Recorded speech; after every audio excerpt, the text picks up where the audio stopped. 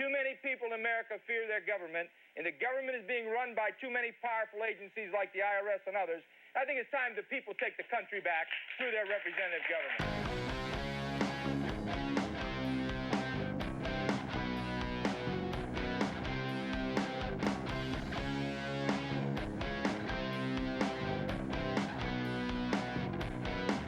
Hey, Mr. Politician, living on that hill, living in that life of luxury on we the people's bill.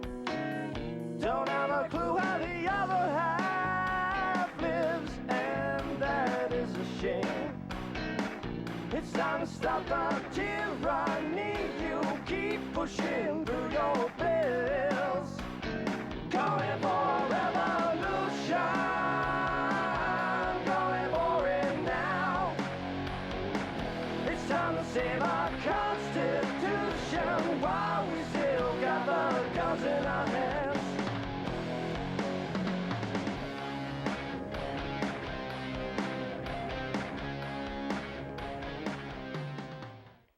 Hi, I'm Renee Kimball and welcome to Freedom TV. We have a very interesting show for you today. We're going to be talking about the Columbia Eco Village. All your dreams have come true in one location and you'll want to move there. So, in a little while we'll be talking to Pam and Joe Leitch about an incredible facility here in the Portland area. But before that, I wanted to alert you to a few things that are happening here in Portland. This is the Sovereign Soapbox, my chance to mouth off about anything I like. It's my show, I can do that. And the first thing is Juneteenth, which is coming up this coming weekend. This is the big event here in Northeast Portland, and it's going to be held at the Jefferson High School. This Saturday, starting at 12 noon, there's going to be a big parade at 11, but it goes on all day, and it should be a very interesting group of, well, there's going to be all kinds of people at this thing. You won't believe the number of vendors and the kinds of people that are going to be at Juneteenth this year. So be sure and see the parade. That's really worth it. Now, some other announcements that I would like to get to. I'd like to just show you a few things that I have here. The first one is folks that are going to be on the show next week. And I don't know whether you can get a close-up of this guy. This is Portland Rescue Mission. They're going to be on the show this coming week, next Sunday. And they're going to be talking about their facilities. Most people think of the Portland Rescue Mission as the mission downtown, the one that the homeless go to, but there are other things involved with them. Another thing I'd like to remind you of, somebody who was on the show before, is Sanctity of Hope. I'd like to remind you that their coins are still out there, and they have just installed a vending machine for the homeless. So the homeless can actually use these coins now at the vending machines and get things like socks and hats and gloves and toothpaste and all kinds of things that they might need. So there's some people who are really doing some exciting things here in the Portland area. And also, I wanted to alert you to this booklet that I just found. It's called Basic School Facts, and it's school choice basics. Some things that you may or may not have heard about the alternatives to the one-size-fits-all government school. So that's a few of the announcements that I have for you today. And with that, we're going to go to our regular segment called Surviving and Thriving. And we've had a request to repeat the one we did last week, so I'm going to do that. This one is rigid splints. How to take care of yourself if you break something in the forest. So this is Surviving and Thriving with rigid splints.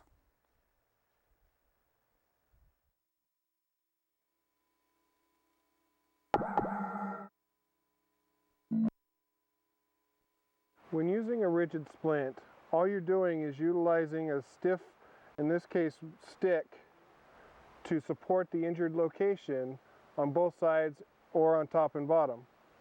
So what I've done here is I've taken a limb and cut it into 4 pieces, and I've lashed it together using clove hitches with 550 cord. What I'm doing is applying the rigid splint around the knee area. What you do is you roll it around to give it support on all 4 sides, and then you just wrap it with your extra 550 cord to make it stiff and tight. Once you've wrapped it all the way around up to the top, what you can do for stability is go ahead, wrap it around one last time around one of the sticks and go back the other direction. What that does is it allows you to pull from both sides on the splint to make sure they stay in place and they stay tight and stiff. When you come to the end of your cord, go ahead and tie it off, and in this case we're going to tie it off with a clove hitch.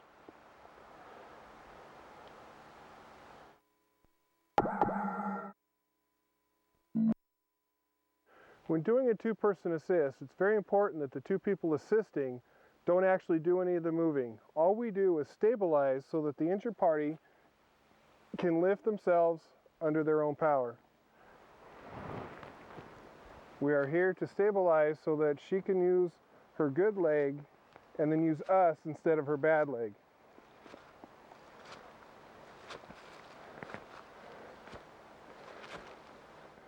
Now, if you're in a situation where you only have the ability to have one person assist, it's important that the person doing the assisting is just there for stabilization. The injured party is the one doing all the moving and all the lifting. At this point, once again, I become stabilization so that as the injured party is moving, she does not have to use her bad leg. She relies on my weight and my strength to move.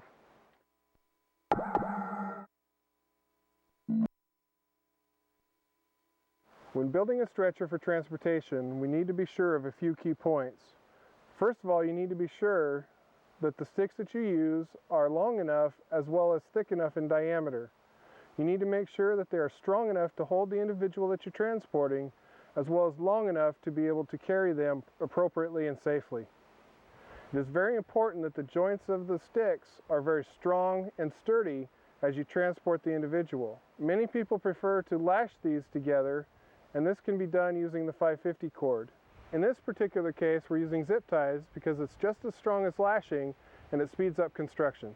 At this point, you have two choices. You can either put in a rigid cross member for the injured party to lay on, or you can do like we've done and use the 550 cord, which will allow for a softer basket and a smoother ride for the injured party as they are transported. As Gene Ward said, being prepared cannot be overstated, especially if a loved one needs first aid. Please take the time to become first aid certified and practice using your survival and first aid kits. An ounce of prevention will go a long way in getting home safe and sound. Mother Nature has her way of showing us it's her domain. Your survival kit and your first aid kit should be made to your level of knowledge, and each person should carry their own. With these two items, you have a better chance of enjoying the great outdoors. Hey, wait up!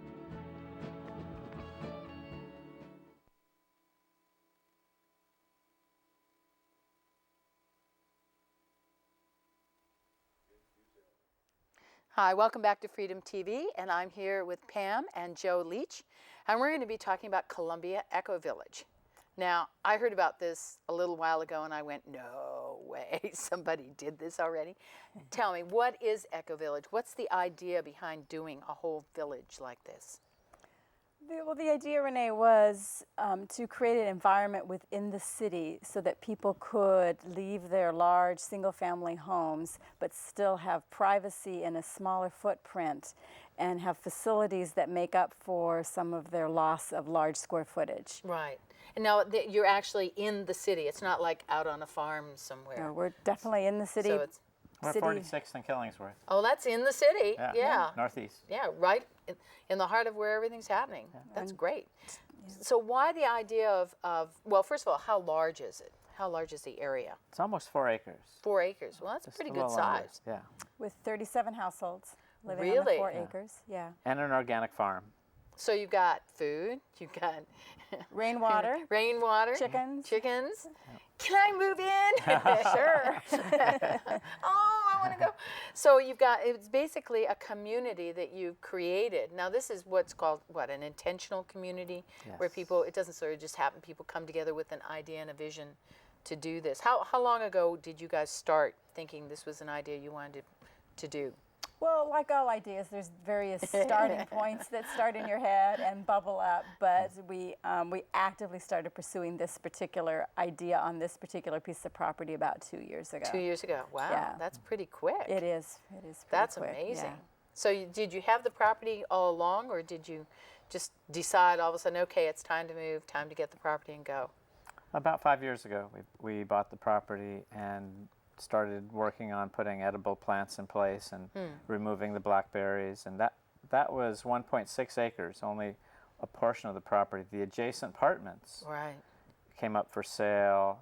Actually, we developed enough of a relationship with the apartment owners that they decided that it would be nice to sell it to us. Right. Because they saw how we transformed the other 1.6 acres. Right. And were kind enough to work with us, and we planted some fruit trees and on the apartment side. And so then at the end of December of 2007, we bought the apartments to start to Right. convert them to condominiums. Right. So these were apartments already established Yes. on the property, and then you're just changing them over to a more appropriate use for what Yes. they are. Yeah, and Excellent.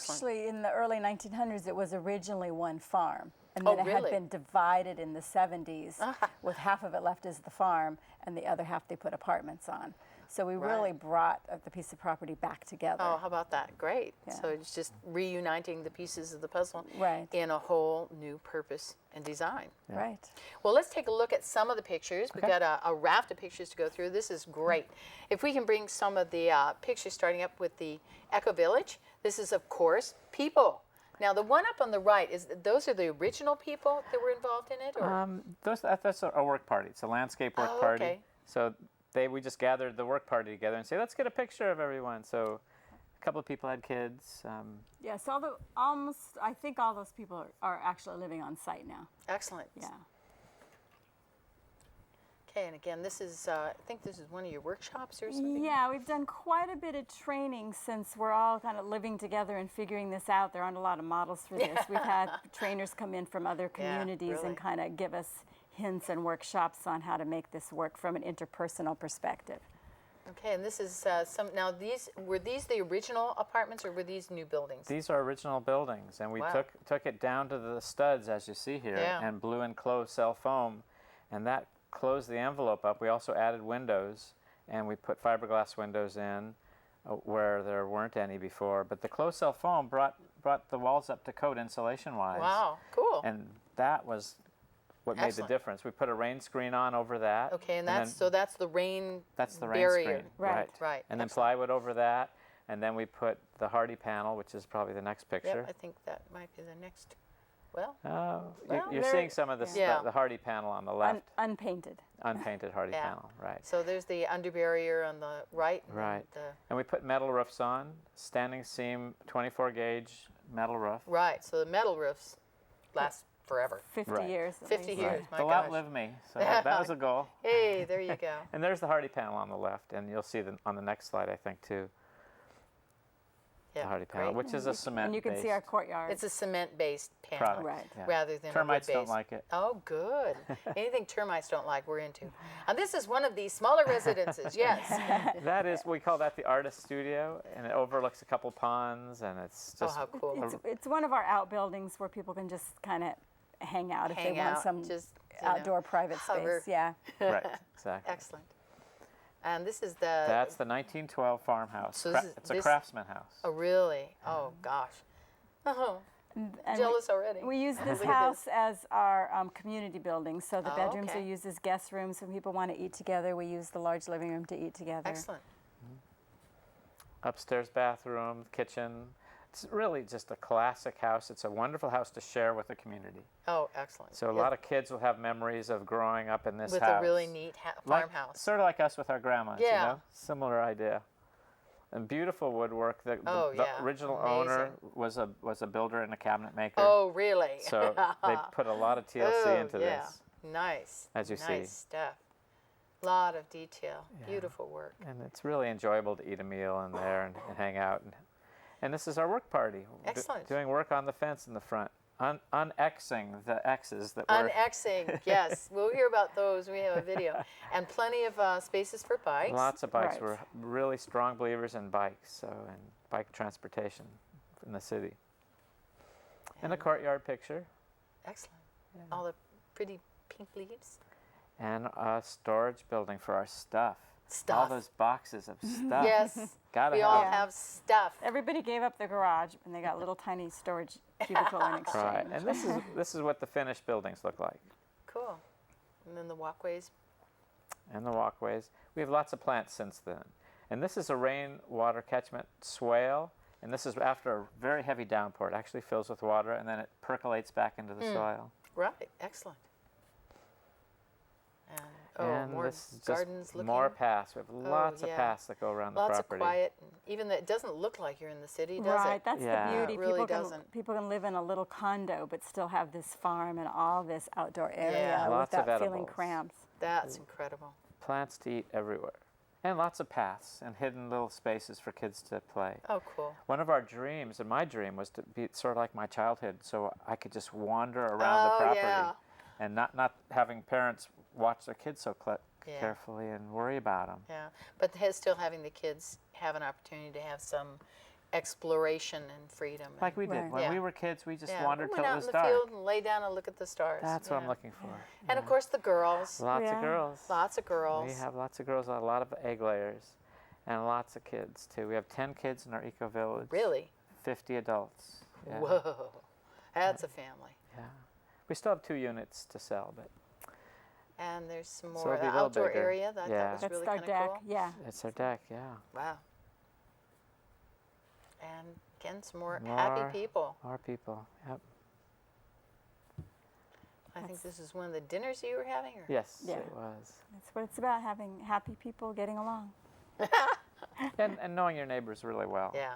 Now this is the inside of what the new condominiums look Yeah, like. we Right. basically gutted them. Oh, okay. They were originally built in 70s, and some of them still had the same original carpet from the 70s. The orange. and Shag. with shag, yeah, The orange exactly. shag. Yeah. So there was a lot of work to do. Yeah. This is beautiful. But Hardwood floors. They really came out nice, yeah. And we use local and green materials. When you walk into these brand new buildings, you don't smell anything like paint or a new car Yeah, smell. excellent, It just is excellent. free Yeah. of toxic They're just- odors. Yeah. Lance cabinets from Eugene, Oh, okay. Fuse countertops Excellent. from Here, local. made here in Portland. Excellent. A nice light area. Yeah, lots of sun. And so these are what they look Big like from the windows. outside. Uh-huh. Big windows. Cool. And I think that's coming to a close. We've got a couple more. of the front yard. There's the fence that used to Yeah. be an X fence. That's right, you'll see more of that Okay, we'll see that in the later. video. Yeah. And this is People moving in. people moving in. Yep. I thought that was a great picture. Just Tobias and happy Sarah people. and Una. And just to look at some Another of the family. Suzanne, Future Garth, and yours, Marlene. Yeah. excellent. And more More of the people. of the people, Yep. which is what the whole thing is all It about. really is. Right. And that's Yeah. I think that's the last of it. Yeah. Yeah. Well, Yeah, thanks great. for giving me those to share. And we do have some DVDs coming up, which we'll do in a couple minutes. Great. Okay. But I wanted to ask you a couple more questions. Why? Why did you decide that this is something you wanted to do?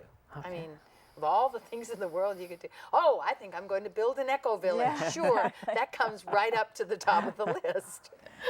Well, it's just common in our society that people drive a long ways to get to dinner with their friends or to have childcare co-ops. There's just a lot of driving going on. So in setting this up, we wanted to be able to live near our friends, Right. people who became our friends. We didn't know them ahead of time. And like, for example, the parents have hired one babysitter who watches all the kids in the farmhouse while what they work. a beauty.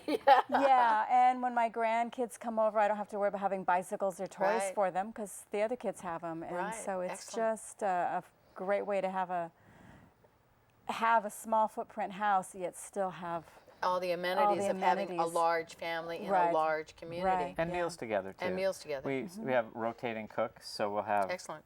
someone else cooking. You'll come home after a hard day's work, and it'll be what's for dinner? And there it Yummy! is. Somebody else did it. Someone else did it, and So you only have fabulous. to cook Cool. about twice a month, and you have dinners ready. Hey, now Yeah. this sounds definitely like something I could get into. Yeah. Twice a month. And the other 2 times a month, I'll clean dishes. That's Yeah, okay. exactly. Happy Yeah. to wash the dishes. Right. Whatever you want me to do. That's excellent. Now, how does it work as far as the people? How do you find people? How did you find people to be involved in this? It was a pretty unique marketing. We weren't on multiple listing. It was just all word of mouth and flyers Really? around town at the co-op, bulletin boards, and an internet presence, and just very, very low tech. And just word of mouth. People Word said, of "Have mouth. you A lot heard of it about?" was word of mouth. Right. Yeah. That's incredible. It's incredible that I heard about it because, you know, what do I read? I don't read anything. I get the John Day newspaper. That's just how out of touch I am. You know? Yeah, they just became condos in January, and out of the 37, we only have 2 left. Oh, really? To sell, Yeah, and so. we're probably the only condominium in Portland that is near selling out. We've had Yeah. no problems with. You're right. I don't Yeah. think there are too many there. But there aren't many condominiums that have an organic farm and Right. 24,000 gallons of rainwater catchment. Yeah. And some of the Now, features we have. With your rainwater catchment, did you just go with the one big tank? No, it's actually some combinations because it made more sense for the price. Right. We have 3 5,000 gallon tanks, 2 1,500 gallon tanks, and 2 3,000 gallon tanks. Oh, okay. So and they're located at a couple different places on the Right. knoll of the property, which happens to be just a wonderful feature, having a knoll, high Right. point. Yeah, and then you can just feed the water Exactly. down downhill. from there for whatever you need it for. Exactly, Right. and it's So- wonderful water too. And so, how many people do you envision in this community all up when it's full? Or do you think it'll keep changing? we have 50 adults and 10 kids, and so with the other 2 units, we'll add another 5 or 6 people, and that will be Right, that will and that'll be be its about- complete size. Yeah. 50 to 60 Yeah. people. Yeah. What do you think about the idea of adding more property on and sort of moving out, and taking over Portland? You know. The model is really what I hope it takes off, because Yeah. I'd like that to starburst all over Portland and people to look at it and go, wow, there's this big lot next to this apartment building. Why don't we combine them and put a farm together? Right. And other people are doing this. Kailash Eco Village in Yeah, Southeast is yeah. doing something like that. Yeah. And Daybreak is a new farming community that's on Wow. So Killingsworth. there are more of these popping up all over the Yeah. place. Yes. Wow. Is this a very old idea? I mean, has this idea of doing this sort of thing been around for a long time? It depends on your time horizon. I mean, we've always lived in villages Yeah. as people until recently. But as far, the modern era, this concept's been in the States about 15 years. It was originally Right. started in Northern Europe for people looking in the big city, looking for a community, small neighborhood setting within a Right. large city, and then it's caught Right. on here. Well, we're going to take a short break right now, and we're going to look at a DVD about Eco Village, which I thought was really kind of cool. We're going to have a short DVD, then we're going to come back for a couple of announcements, and then we're going to have another DVD of you having a dinner there, which I thought was just very, very special. So with that, we will go to a DVD about the Columbia Eco Village.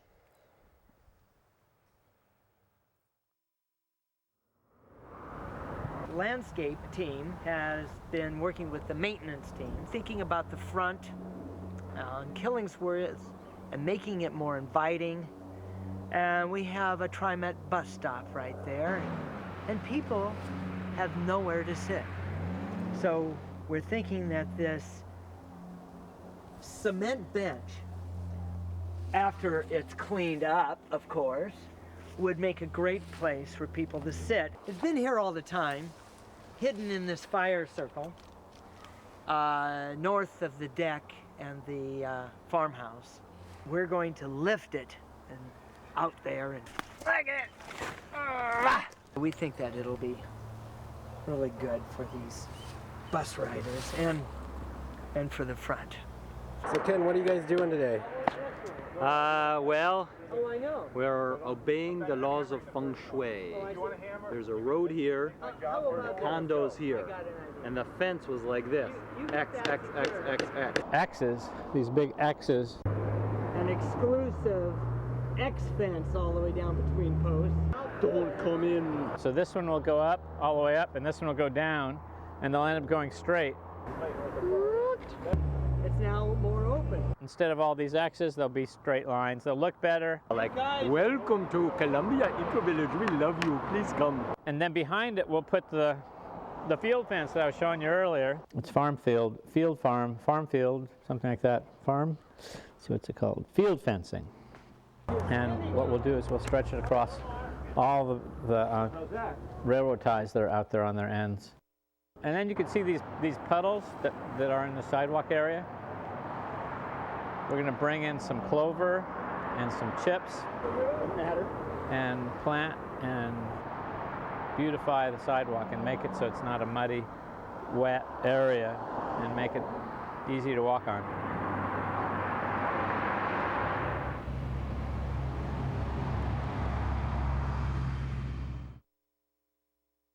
Hi. You're back with me for a second, and I just wanted to, if you can focus in on this little guy. This is the grand opening for the Columbia Eco Village, and that's going to be happening next Saturday. And it's going to be from 10 to 12, and so you get an opportunity to see what's going on, how everything's operating. Check out the water tanks.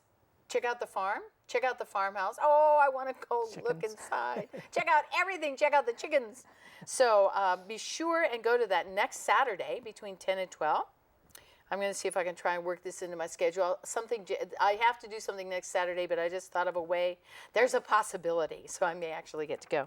Another announcent that I'd like to tell you about is coming in September. This is going to be tiny. I don't know whether you can get in on this or not. This is, let me do this side. You can see it a little bit bigger. This is Oregon's largest anime convention. These guys are coming in September, and they're going to be in the show in September, and it's Kumoricon. Oh, Sodeska, Kumoricon. So, I'll probably hear about that too.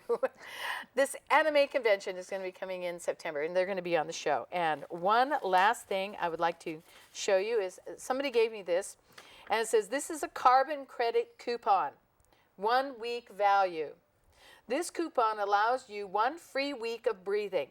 The state will collect an individual breathing tax for the other 51 weeks in accordance with the new governmental program. So there you have it.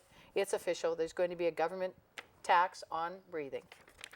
So just a couple little fun announcements. Now we're going to go back, hopefully, and see a second DVD. This is about a dinner they had at the Eco Village, and I just thought it was the coolest clip, and it just gave you that warm and fuzzy sense of, I want to go home. So with that, we're going to see the dinner clip for Eco Village. Welcome to our first meal.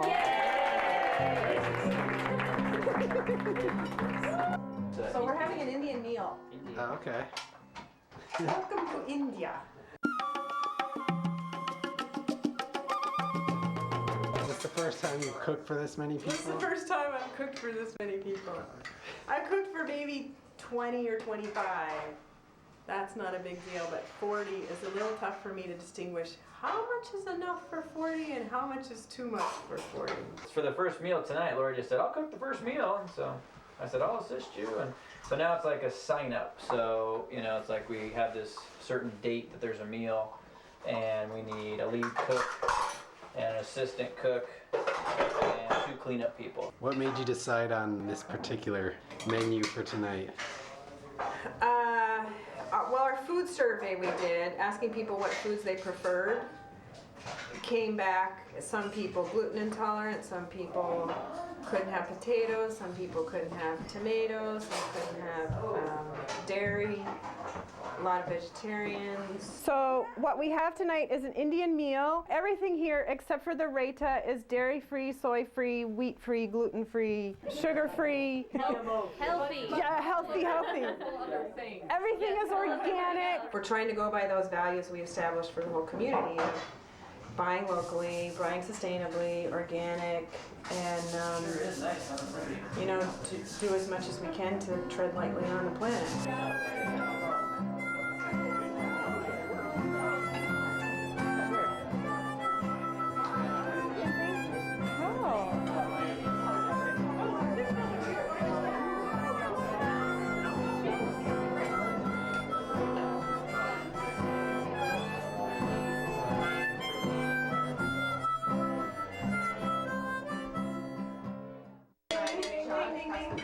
May we always remember this hysterical and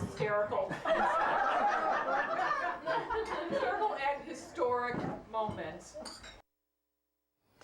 Welcome back to Freedom TV after a short look at Echo Village and having fun. You guys have too much fun. I'm sure there's a law against how much fun you're having there. You know, there's got to be one or two you're breaking. Yeah, don't tell anybody. Don't tell anybody. Yeah, as long look, what the government won't know won't hurt any of us. Now, tell me, what do you envision in the future for Echo Village? The demographics of the people who live there now, is it a big range of ages? Or is it mainly people in particular age groups? I think we have quite a range. As we said, we have 10 kids. They're all under 7. And then we have, I think our youngest is 1.5 years, Una. And our oldest is 81, I believe. 81, and so it's big range. And she's actually, for the grand opening, going to be doing a cartwheel. Okay. So fine. Yes. Cartwheel. But we have quite, we have 3 lawyers, 2 doctors, 3 university professors, 2 elementary school teachers, a county planner, city planner. Help me, Pam. Yeah, just a wide range of people. But we are new to the neighborhood, so you asked about our hopes for the future. Yeah. We hope to reach out to the larger neighborhood and offer them the opportunity to come and see how urban gardening works and rainwater collection. And maybe kind of have it percolate out into the community that's already there. Right. And sort of annex people by nature rather than by title. You know, by title, yeah. Yeah. Just basically bringing people into the fold as far as the philosophy of what you're doing, and understanding that you can do things a little bit more efficiently, a little bit more effectively, and also creating this kind of community. Because for me, it was always, when I came to Portland, I could not figure out what Metro was. I just, for the life of me, I went, what does it do? Oh, it creates community. Well, how come? When I was in Australia, there was a lot more community and there wasn't any metro. Yeah. So what's going on? Because you have these little neighborhoods that consider themselves a collective group of people, and they are a community. And a lot of it has to do with people staying in one place for more than 4 or 5 years. Right. And so the idea is to create the place, then you have people coming who are going to stay for long periods of time, and as they age and die or go off to college, then other people can come in and fill the gap. Who's the longest? Do people sign up really quickly for this? With this, actually, we had a core group of about 6 of us or so that started in September of 2007. Right. And then before that, we had 2 people that actually helped us establish some of the visions and values, even a little further back than that. So, Owen and Maitri Erson. Oh, okay. They've been on the show here. They're amazing people. Yeah. It's just, now they have... And they went their way with Kailash, and we went our way with Eco So Village. it's great because when you have different ways of doing stuff, then you can see which one really works out the best. When you have we're all going to have an eco village this way. Right. No. Right. People are different points of their life, different financial situations. Right. So we need a lot of experiments out there so that everybody can find their niche. And that way we'll find out what works and what doesn't. Because if everybody does the same thing, then you all either, fail spectacularly all together, or you all succeed together. But that's a pretty big risk when everybody does the same thing. Right. But our property is sort of unique in that it's a big piece of property surrounded by a neighborhood. So for our grand opening, we went around to all the neighbors and handed out flyers to everyone. Excellent. And we already have a pretty good relationship with a lot of the neighbors from the 5 years that Pam and I have been there. So they don't think a bunch of hippie freaks, weirdos are moving into the neighborhood and going to tie-dye the trees. The neighbors are delighted because otherwise if a traditional developer had bought the farm property, obviously it wouldn't no longer be a farm, it would be a subdivision. It would be, So they're delighted to be able to keep the farm in the middle of their neighborhood.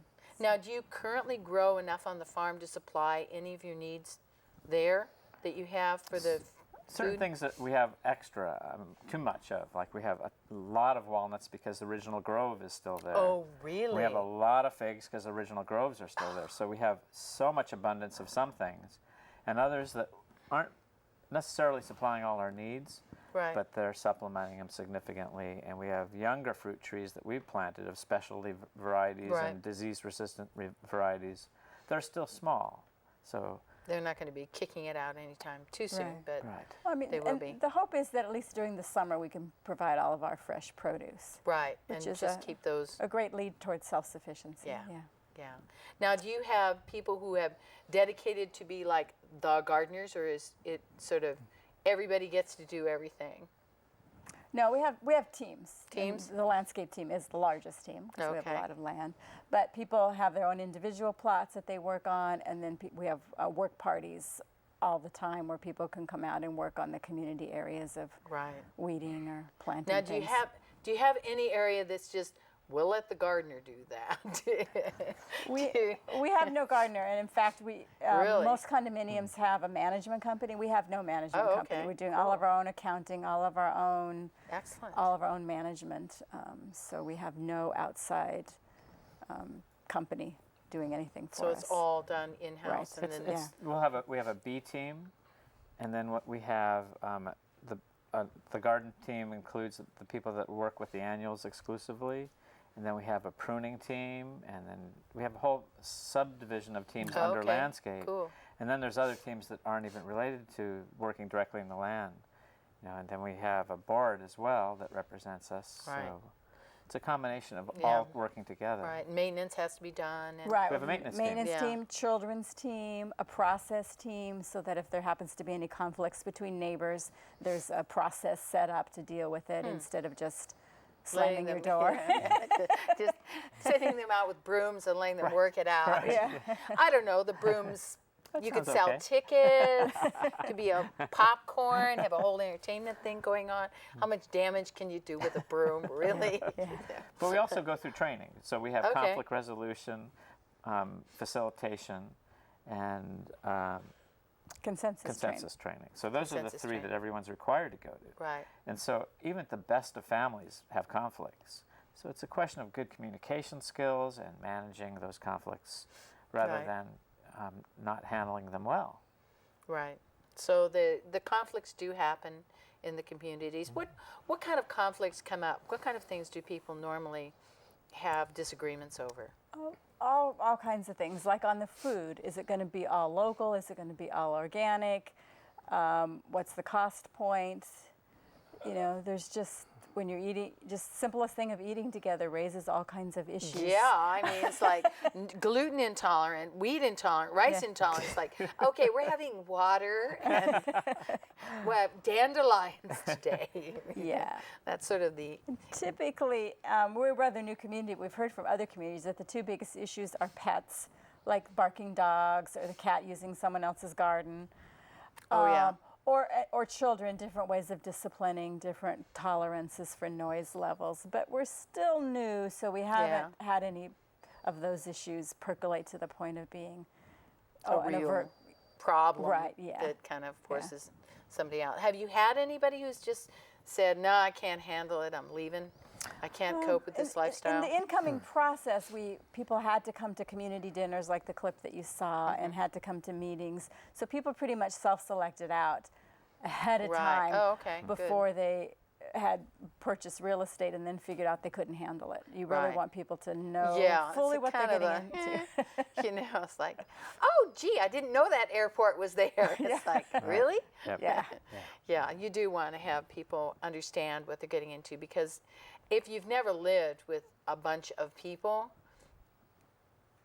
it's not Donna Reed and Father's Knows Best, you know? Yeah, it's real life. It's real life, so it's kind of a little bit different, and it's, you know, can get on your nerves pretty quickly if you're not used to being around people.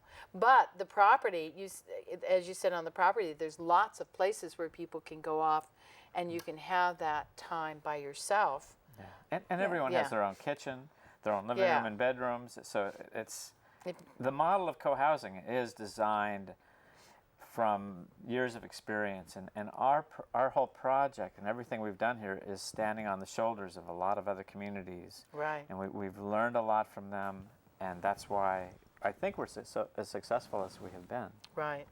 So the things that didn't work out, as I understand it, and one of the things that was a real killer for a lot of communities was this not having your own kitchen area where you could retire and not be part of the group dinner. That, from what I understand, was a real killer of communities. And I think that was probably in the early 70s that was happening. Yeah. But the model of co-housing is clearly designed to have everyone's kitchen. So, yeah. And we have, as you saw maybe in the pictures, we have some really nice kitchens in the units. Yeah. So, and I think that's really important. So you appreciate when you're with the group, and then you say, you know, I'm not in the mood tonight. Yeah. And you don't. I can just, I'm just not in the group, the group hug mood tonight. I think I'll just sit back and just repair to my own little, bowl of soup or whatever you want. There's just times. And that's a boundary thing that we're learning, when not to knock on somebody's door, because it's amazing to come home to a place to live, and you have, everywhere you look, you see friends. Yeah. And it's so easy to just find somebody and talk to them. So it's important for us to learn our boundaries, too. Yeah, that's true. And we're going to be talking a little bit more about that, and you'll have an opportunity to call in and ask some questions of Pam and Joe after this next segment. But we're going to go to a very controversial subject. This is called demographic winter, and this is the concept that the we're overpopulated routine has worked very well, and that there is a possibility that in several places on the earth there is a demographic collapse in the making. And this is called demographic winter.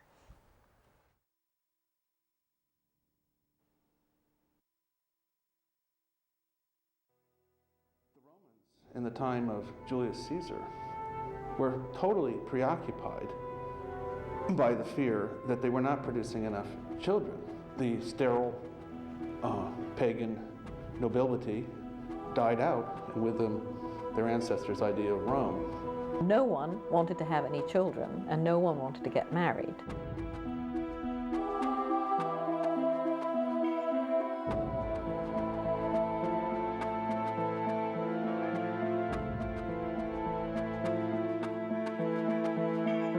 Catastrophically falling birth rates, well below the replacement level. It's entirely possible that the French will disappear. There will be no native-born French that come from the traditional French population. What some call the demographic winter of Western societies. It's happening in rich countries, it's happening in poor countries, it's happening in Catholic countries, Islamic countries, and that is everywhere. People are having fewer and fewer children.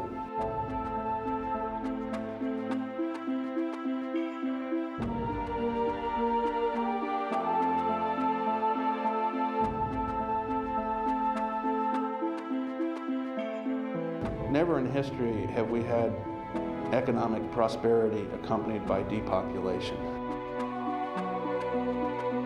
When there are too many old people and not very many young people to work and to look after them, which is what's on the books now, mathematically speaking, you're going to have economic collapse. There won't be enough people to run the trains or pay the taxes.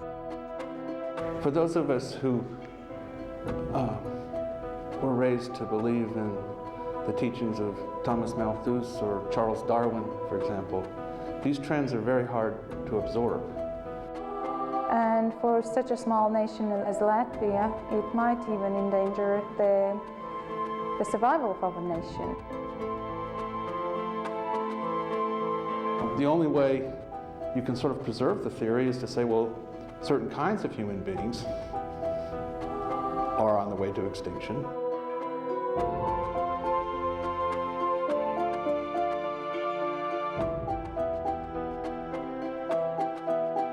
Now we have 40 years of social science that makes it absolutely clear that the deterioration of marriage, the encouragement of sexuality outside of marriage is just not, it's not good for society, women, children, or men.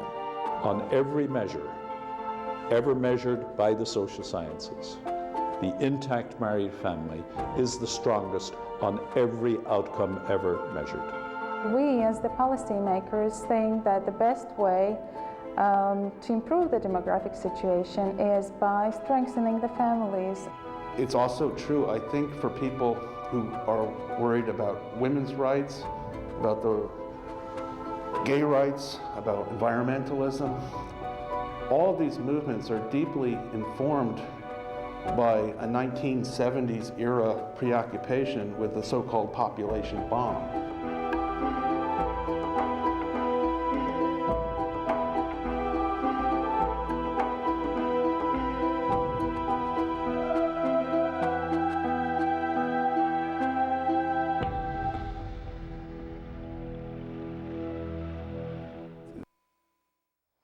Hi, welcome back. We're here with Pam and Joe Leitch. We're talking about Columbia Eco Village. And we were going to talk about pets. Oh, yeah. What happens with pets? I've got my cute little budgerigar canary and I want to bring him with me. What do you do? One of the things we mentioned was we're sort of standing on the shoulders of other communities. And one of the things we've heard with other communities is once you get formed and everybody starts joining, you can't come up to an agreement that everybody is okay with the pets. Ooh. So very early, I think we only had maybe 7 or 8 members. We came up with a pet policy, and it's a pretty generous pet policy, but we all agreed on it, and it's been our pet policy ever since. Okay. And it's designed to have, if you have cats, you can have up to 2 cats, and if they're indoor, outdoor cats, that's fine, bring them. But if you bring any new cats to the property, they can only be indoor cats. Oh, So okay. gradually we'll have just indoor cats in the Right. property. And the intention is to protect the bird population and some of the outside things that cats do that could be detrimental. And same Right. with the dogs. If you have a dog, you can only have up to 2 dogs. And it has to, if it is a dog of aggressive breed, it has to pass a particular test. What's the test called? The Canine Good Citizen, it says. Canine Good Citizen. Yeah. Okay. It's a significant test, it really is. And then they're welcome to come on and Right. be part of it. So it's not only the people who get vetted, but the pets do too. Exactly. Too. Yeah. And we do background checks on people. So Oh, excellent. It's, so Yeah. yeah, it's significant. So yeah, well, it would be kind of nice to, you know, to have the, you know, Cambodian jewel thief move in next door. This would be great. You know, Top Cop, the movie comes back to mind. Having your friends move in who you thought were wealthy, but really just wanted to have some of your wealth. So, what other kind of vetting do you actually go through? What's the process like? So the process is this. It's pretty simple, and it's all on our web. But if you come to one of our information socials, then if you decide to move forward, you get invited to a business meeting, and that's called the Explorer level. After you go to a business meeting, you can become an associate, and then once you are an associate, you then have access to our web pages. I mean our Yahoo group site, which has all our decision logs, our minutes, and you also answer about 5 questions that say things like, what attracted you to the Eco Village? What skills do you bring? What concerns do you have? How do you like to be communicated to when you're having some concerns or issues? What's your communication style? Things like that. Oh, okay. And then you also get on the Yahoo group site and see what everybody else said with those answers. Oh, okay. So you have kind of a leg up on what other people at least think about themselves, whether it's true or not, who knows? But Right. And then we sit down with a prospective person and have Right. a chat with 5 or 6 other people about their answers and about, are you sure you know what you're getting into here? Yeah, right. And let's find out from the audience. I think we have a question. Somebody wants to know what they're getting into. Do you have a question for Pam or Joe? I was curious about, you have a fairly good-sized garden or farm there. How does that work? Is it, I know other properties in Oregon, there's a farm deferral for property taxes, and are there any kind of codes that you have to conform to regarding the farm? That's it. Thank you. So to repeat the question, you're saying, since we have a large garden, is there specific codes or property taxes that we have to adhere to. Yeah. Yeah, well, the farm in Portland's code, the open space allows community gardens. Oh, okay. So because it was never developed, it's inherently open space, and therefore this type of gardening is allowed. If we were actually selling the produce on site then in it a would type of be, stand, then we might be in a little bit of then it would issue. be like a produce producing farm, and then you'd have fall into that. You've got to produce $80,000 a year, or we're not going to call you a farm. Actually, in the city of Portland, they actually restrict agriculture in certain types of residential zoning. So, but because it's more of a community garden setting, because there's some pretty big community gardens around Portland. How big is your garden again? The annual beds are probably about 3,000 or 4,000 square feet. Wow, and then that's we big. have a lot of orchard space. I mean, we have the site's almost 4 acres, so and a lot of it was existing orchards. So and we've just added orchards and lots of more plants. So. And Multnomah County takes care of property taxes just fine. Just in a condominium situation, every owner owns 1/37th of the entire piece. Oh, so okay. that's So already that's part how of it's their done. value when they buy their unit, and so it's taxed. The farm itself has no tax because it's already owned by everybody else and included in their taxes. Basically, you just divvy up 37 residences, 37 parcels. Yeah. Now, are there different sizes of residences, or are they all pretty much the same size? They vary. They start with the studios, and they're a little over 500, a little under 500 square feet. And then we have 1-bedrooms that are a little over 500, and then 2-bedrooms that go up to a little under 800, and then 3-bedrooms that are around 1,000, and then some 3-bedrooms that are a little under 1,200. So you can get up to some pretty good size. Mm-hmm.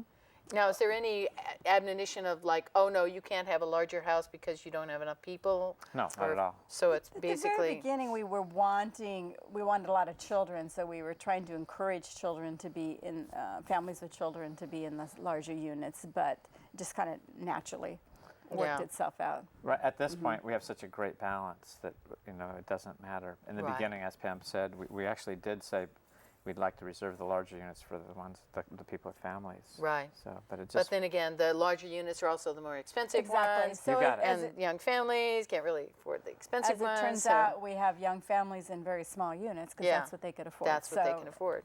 And that's the way it goes. That's exactly. I'm rich. I can afford anything. Let me have the big one. Yep. And then basically that is what I think, for me, I believe in people. And I think that people know best what's best for their particular situation. And, the house that my husband and I lived in is 840 square feet. There was a family with 7 kids and 2 adults who lived in that house. Wow. So, yeah, you can do it. Personally, no, I wouldn't want to live with 9 people in 840 square feet.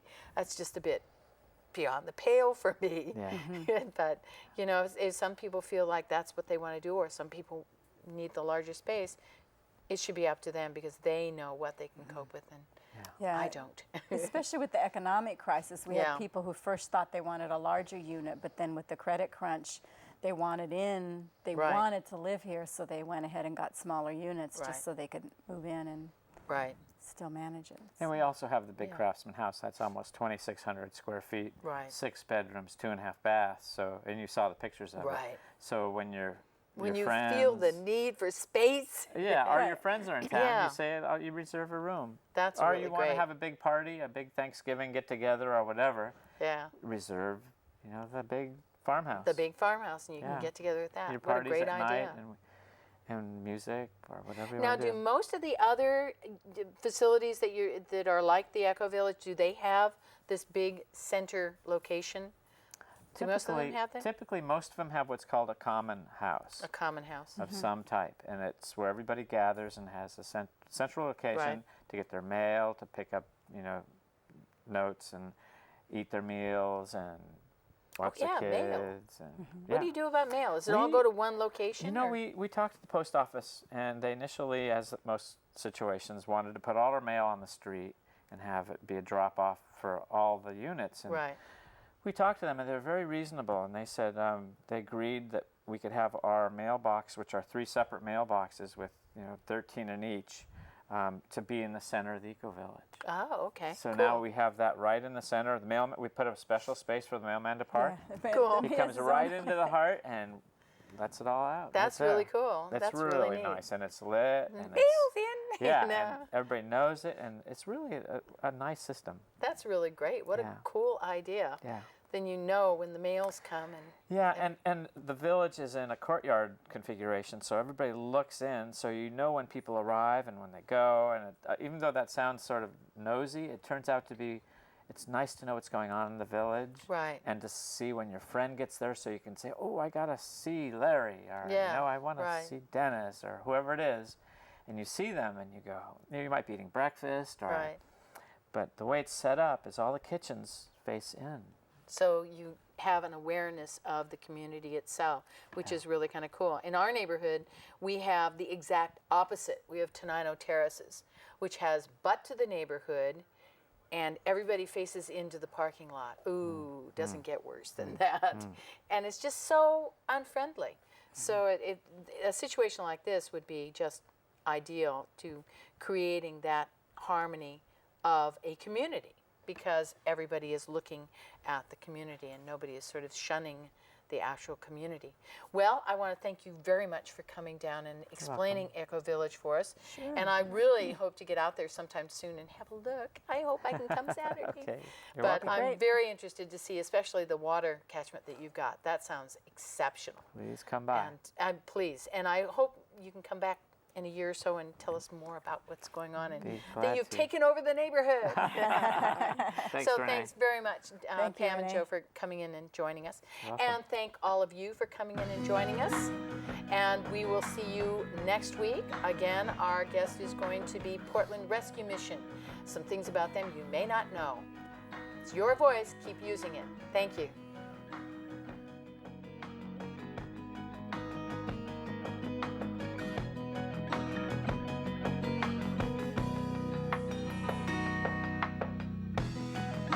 I cry for my country,